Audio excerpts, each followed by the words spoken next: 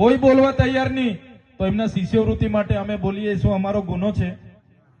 અહીંયા નર્મદામાં કેવડિયામાં આપણી બહેનો સાથે અન્યાય થાય, અમે જઈએ એમના માટે બોલીએ શું અમારો ગુનો છે?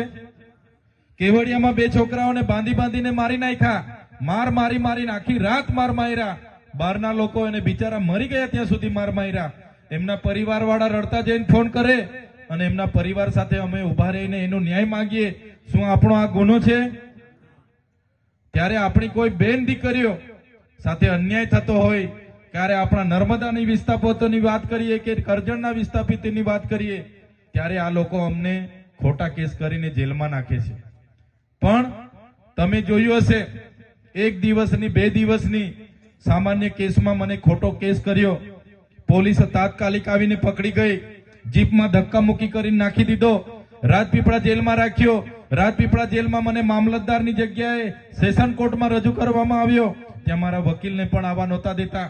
મને ત્યાં રાજપીપળા જેલમાં રાખવાની જગ્યાએ ડાયરેક્ટ વડોદરાની સેન્ટ્રલ જેલમાં નાખ્યો હતો. વડોદરાની સેન્ટ્રલ જેલમાં 1 દિવસ નહીં, 1 અઠવાડિયું નહીં, 1 મહિનો નહીં, 80 થી પણ વધારે દિવસ એક ધારાસભ્ય તરીકે કોઈ પણ વાક ગુના વગર બસ એમની સામે બોલું એટલે એમને ના ગમે એટલે જેલમાં નાખી દીધો.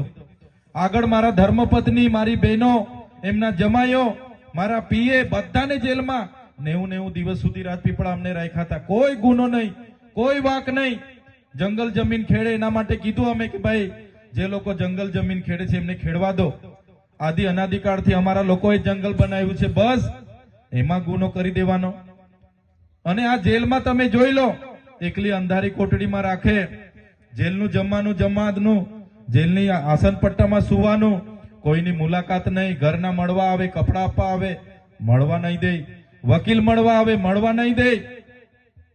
પણ જેલમાં રહીને બી અમે બધાએ જોયું, અમે ભલે વેદના વેઠી લીધી, અમારા પરિવારે ભલે દુઃખ વેઠી લીધું, અમારા આગેવાનોએ જેટલી વેદના હતી, જેટલું દુઃખ હતું, પીડા હતી, બધી વેઠી લીધું.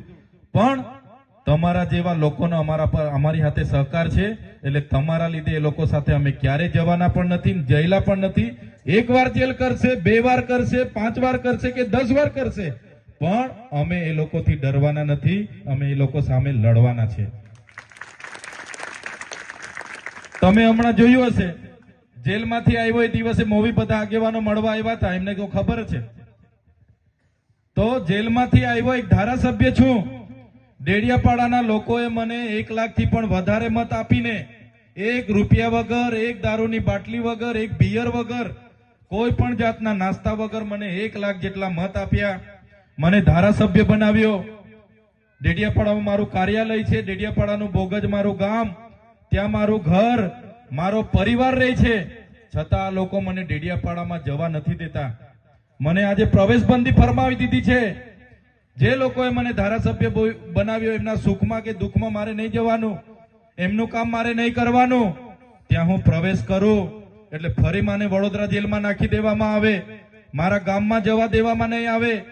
ત્યારે આજે તમારા ગામમાં આવ્યો છું, તમારી સાથે છું, તમારા આશીર્વાદ મારી સાથે છે. ભલે એ લોકો મને ડેડિયાપાડા નથી જવા દેતા, ભલે એ લોકો મને આવનારા દિવસોમાં નર્મદામાં પણ નહીં રહેવા દે, આવનારા દિવસોમાં એમની સત્તા, એમની પોલીસ, બધું જ એમનું છે, તો ગુજરાતમાં પણ નહીં રહેવા દે, પણ ચૈતર વસાવા તો બધા લોકોના દિલમાં રહે છે, ત્યાંથી ક્યારે નથી કાઢી શકવાના.